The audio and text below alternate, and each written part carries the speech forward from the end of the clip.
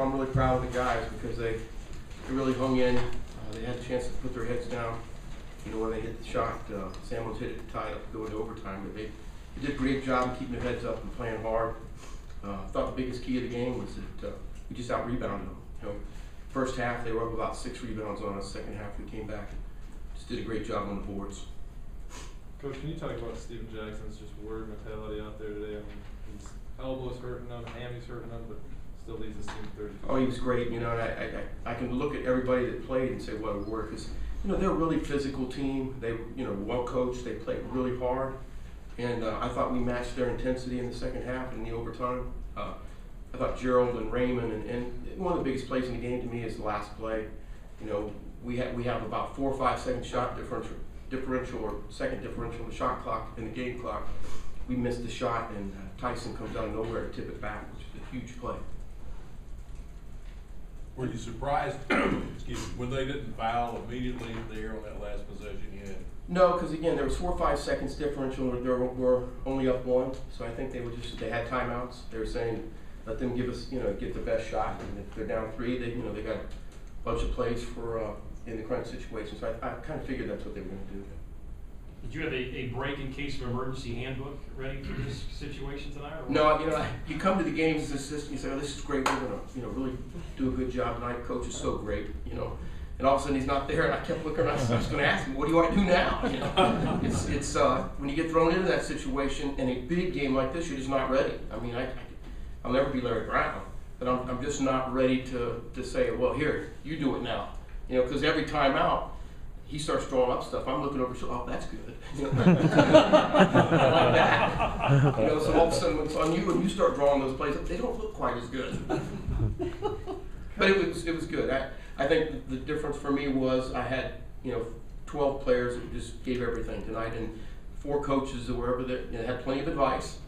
And now I know what it's like to be giving Larry advice all the time. He tells me to shut up. So I know what that's like. Certainly we're talking to you because he's no longer, he didn't end up coaching the game. Was that more playoff intensity, legitimate unhappiness with the officials? Because it seemed like there was a lot of griping on both sides.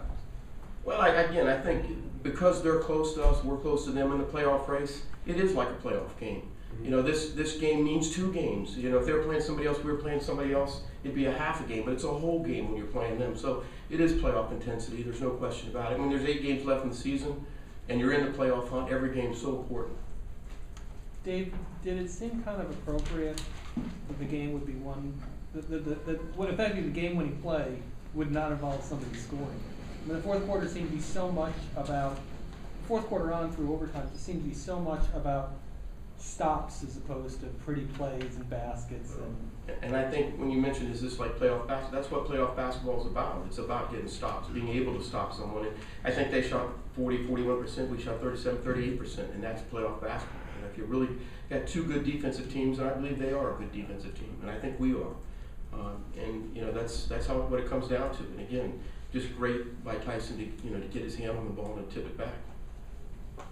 Dave, why did Larry get thrown out anyway? What did you why? See? What did you see or hear? He just was questioning a call, and the next thing I know, the guy told him to sit down, and then, Larry looked around like, I don't have to sit down, and the next thing I know, they threw him out. So he didn't use any profanity or anything. I don't know really what happened. I was about 6 feet away, and I heard everything he said, but, why he was ejected, I don't really know. You'd have to ask the referee. And just to make sure that it's clear, the situation that started all this, right, was the screen, Thomas's screen on Gerald, right? I mean, that was what was at issue. That's like asking somebody what happened 12 years ago. That was an eternity ago to me. I'm so worried about what was going on the last 3 minutes of the game. I can't remember what happened in the first half. So I don't know. To answer your question, I don't know. It's just one of those things. I just know Larry knew how important this game was to this team. He would never get ejected on his own. He would never want that to happen. So, because again, this is very important to him and to all of us. So, and those things happen. Why I don't have the answer. Anything else?